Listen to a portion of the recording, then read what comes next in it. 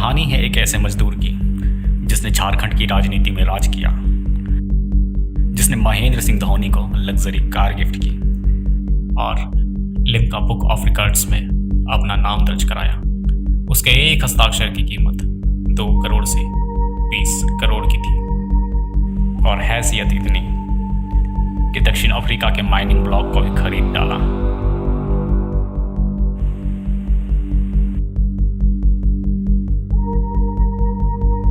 इस सीएम का नाम था मधु कोड़ा।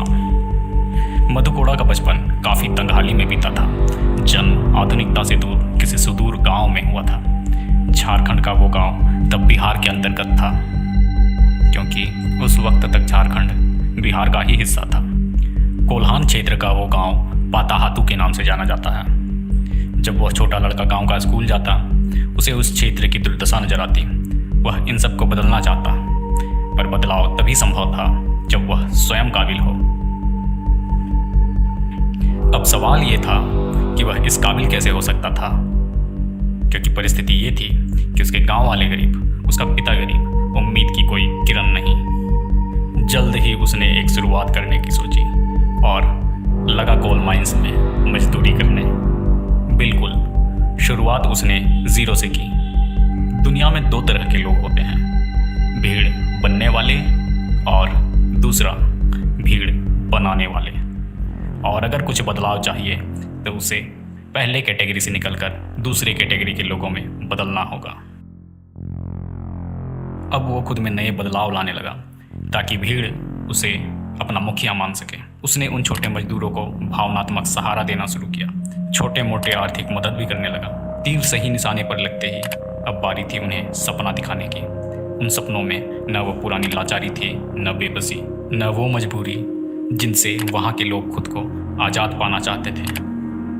जब उसने आजसू ज्वाइन की तब वो एक कॉन्ट्रैक्ट लेबर था, पर जल्द ही वह अपनी किस्मत लिखने के लिए लेबर यूनियन का लीडर बन गया। खुद को मजबूत बनाने के लिए वह कई कनेक्शन जोड़ने लगा। वो कहते हैं ना, मायने ये नहीं रखती कि आप क्या जानते हैं, मायने ये रखती है कि आप किसे जानते हैं। इसी सिलसिले जब वो बाबूलाल मरांडी से मिला, राजनीति में कोड़ा की पहुंच पक्की हो गई। साल था 2000 का। कोड़ा को बिहार असेंबली इलेक्शन के लिए जगन्नाथपुर से एमएलए का टिकट मिला। ये बात है मार्च 2000 की। दरअसल उस वक्त तक झारखंड बिहार से अलग नहीं हुआ था और तात्कालिक बिहार की सीएम कुर्सी संभाली श्रीमती राबड़ी देवी ने। कोड़ा को कोई बड़ा कार्यभार तो नहीं मिला, पर इस चुनाव ने उसकी आगे की मंजिलें और आसान कर दी। केंद्र में उस वक्त अटल बिहारी वाजपेयी की सरकार थी। झारखंड खुद को बिहार से अलग राज्य बनाना चाहता था और अटल सरकार के अप्रूवल पर 15 नवंबर 2000 को झारखंड देश का 28वां राज्य के रूप में सामने आया। बाबूलाल मरांडी इस नए झारखंड के पहले मुख्यमंत्री बने। कोड़ा ने अब तक जनमत से खुद को इतना काबिल बना लिया था कि इस मंत्रिमंडल में उसकी जगह पक्की हो चुकी थी। उसे मंत्रिमंडल में पंचायती राज का जिम्मा मिला, पर झारखंड के नसीब में इस कार्यकाल का पूरा होना न लिखा था। 2003 में आपसी मतभेद के चलते बाबूलाल मरांडी का इस्तीफा हुआ। अब 2003 में सीएम की चेयर संभाली अर्जुन मुंडा ने। इस मंत्रिमंडल में भी कोड़ा को पंचायती राज का कार्यभार मिला। चूँकि 5 साल पूरा हो चुका था तो 2005 में फिर असेंबली इलेक्शन की बारी आई, पर इस बार बीजेपी ने कोड़ा को टिकट नहीं देने का फैसला किया। पर कोड़ा के सपनों को पंख लग चुका था।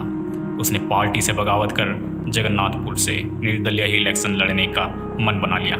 ये कहना गलत ना होगा कि किस्मत बुलंदी पर थी उसकी, क्योंकि एक तो जीत उसे मिल ही गई, उसे दोबारा एमएलए की चेयर मिली, वहीं दूसरी ओर उसे किंग मेकर की भूमिका भी मिलने वाली थी। हुआ यूं कि इस इलेक्शन में किसी पार्टी को बहुमत न मिला था। झारखंड मंत्रिमंडल अधर में लटक रही थी। अर्जुन मुंडा ने गवर्नर के सामने गवर्नमेंट बनाने का दावा पेश किया।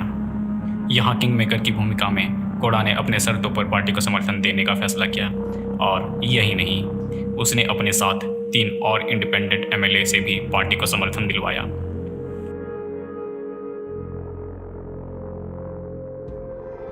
झारखंड में माइनिंग की असीमित संभावनाएं हैं। यूं ही नहीं, झारखंड को रत्नगर्भा कहा जाता है।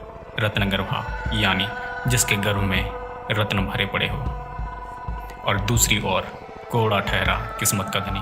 इस मंत्रिमंडल में उसे मिला माइनिंग एंड जियोलॉजिस्टिक मिनिस्ट्री। इस मिनिस्ट्री में रहते हुए उसने माइनिंग की असीमित संभावनाओं और उससे होने वाली काली कमाई को अच्छी तरह भांप लिया था, और यही वो बेशकीमती जानकारी थी जिसने कोड़ा को आने वाले समय में साउथ अफ्रीका के माइनिंग खदानों का मालिकाना हक लेने के लिए भी ललचाया।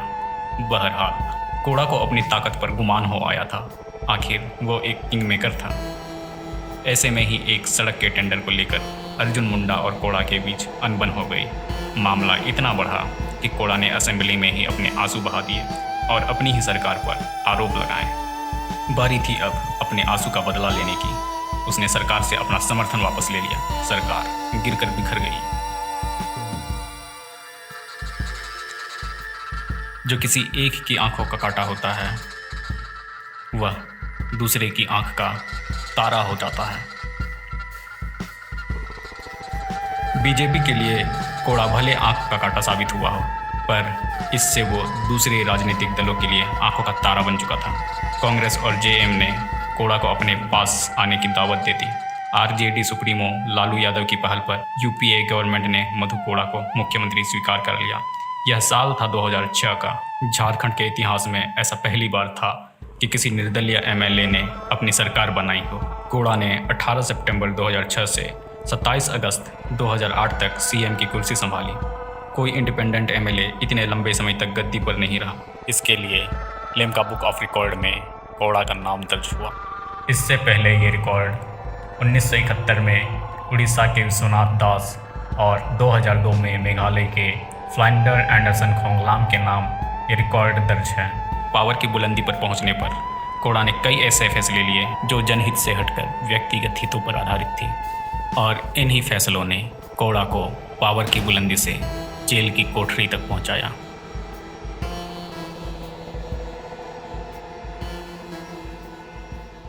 सत्ता का नशा जब सर चढ़ता है तो रगों में खून नहीं, करप्शन दौड़ता है। कोड़ा के साथ भी यही हुआ।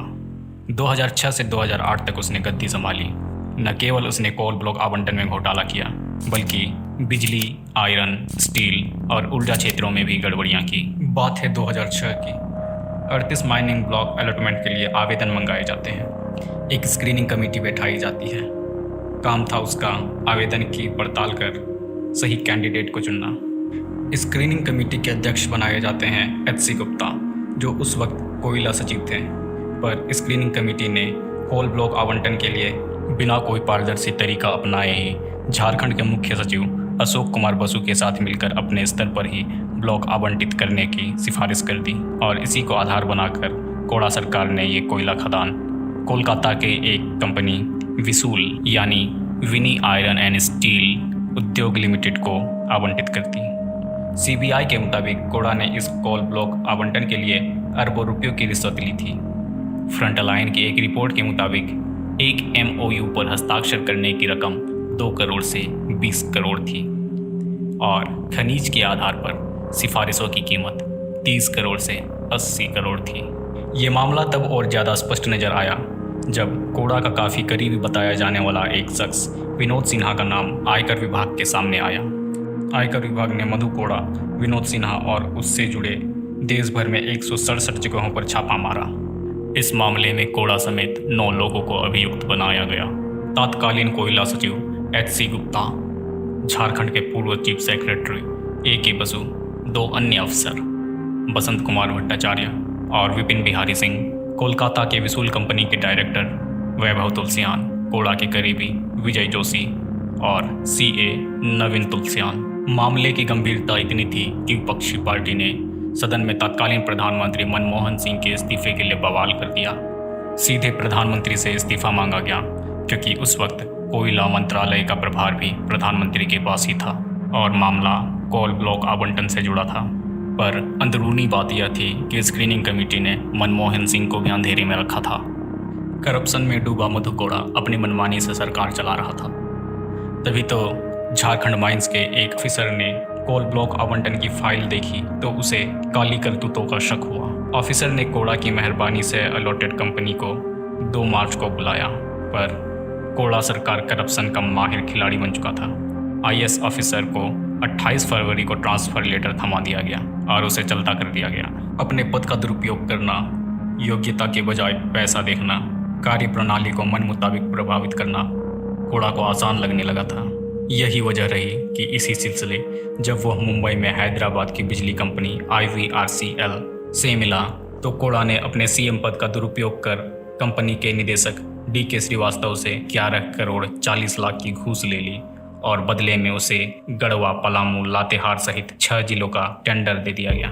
पैसा और पावर उसके लिए वह साधन बन चुका था जिससे वो हर चीज़ खरीदना चाहता था। साउथ अफ्रीका में माइनिंग खदान को खरीदना भी इसी बात का सबूत था। इस बात से इनकार नहीं किया जा सकता कि कोड़ा ने अपनी काली कमाई से साउथ अफ्रीका के माइनिंग ब्लॉक को खरीदा था। भले कोड़ा ने अपने देश में नियम कानूनों को ताक पर रखा हो, पर उसने साउथ अफ्रीका के माइनिंग ब्लॉक को खरीदने के लिए साउथ अफ्रीका के किसी भी नियम को नहीं तोड़ा था, बल्कि उसने पूरे लीगल तरीके से साउथ अफ्रीका की सरकार को पाई कर माइनिंग ब्लॉक की रकम को चुकाया था।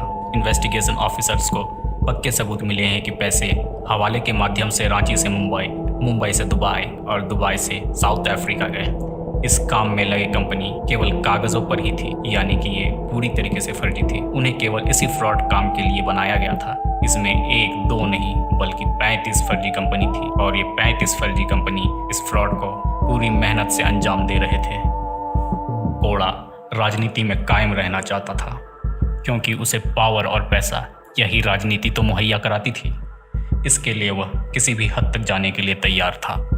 यही वजह रही कि 2009 के लोकसभा चुनाव को जीतने के लिए कोड़ा ने 18,92,000 रुपये खर्च कर दिए। लोगों को मोटरसाइकिल खरीदने के लिए पैसे दिए गए और चुनाव का खर्च काफ़ी कम करके आयोग को बताया गया। चुनाव आयोग को फिर से धोखे में रखा गया। चुनाव आयोग ने कोड़ा को नोटिस जारी कर दिया और कड़े शब्दों में कहा, चुनाव का सही ब्यौरा न देने के कारण क्यों ना आपको अयोग्य घोषित कर दिया जाए।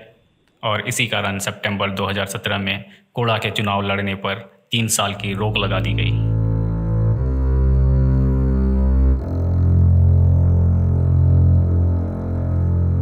जहां मध्यम और गरीब लोग भ्रष्टाचार का चारा भर होते हैं, वहीं अमीर लोगों में भ्रष्टाचार एक संक्रमण की रोग की तरह होता है। एक अमीर को भ्रष्टाचार करता देखकर दूसरा अमीर उस भ्रष्टाचार को अपनाने लगता है। यही कारण है कि करप्शन में कोड़ा की लिप्तता देखकर 2006 से 2008 के राज्य सरकार के 50% मंत्री आय से अधिक संपत्ति के मामले में CBI जांच में जा फंसे, जिसमें एनोस एक्का, बंधु तिर्की, हरिनारायण राय जैसे नाम शामिल है। 4,000 करोड़ के घोटाले में पक्के सबूत मिलने पर ED ने अक्टूबर 2009 में मधु कोड़ा और अन्य अभियुक्तों के खिलाफ रिपोर्ट दर्ज कराई और इसके कुछ दिनों बाद कोड़ा के आवास पर छापा मारकर दस्तावेजों की जांच की गई। 30 नवंबर 2009 को CBI द्वारा कोड़ा की गिरफ्तारी की गई। इसके बाद उसे रांची के बिरसा मुंडा जेल और तिहाड़ जेल की हवाइयाँ खानी पड़ी और उन पर भ्रष्टाचार के लगे आरोप पर हेमंत सोरेन ने प्रतिक्रिया देते हुए कहा, यह कोई मिठाई बांटने की खबर नहीं, कोर्ट अपना काम कर रहा है, मैं उनके फैसले का सम्मान करता हूँ। 30 नवंबर 2009 को CBI द्वारा कोड़ा की गिरफ्तारी की गई। मधु कोड़ा और उसके साथी अभियुक्तों पर IPC 120B 409 420 के तहत आरोप सिद्ध हुए। 16 दिसंबर 2017 को दिल्ली की पटियाला हाउस ने 4,000 करोड़ कोयला घोटाला के मामले में कोड़ा को 3 साल की सजा सुनाई। साथ ही उन पर 25 लाख रुपये का जुर्माना भी लगाया गया।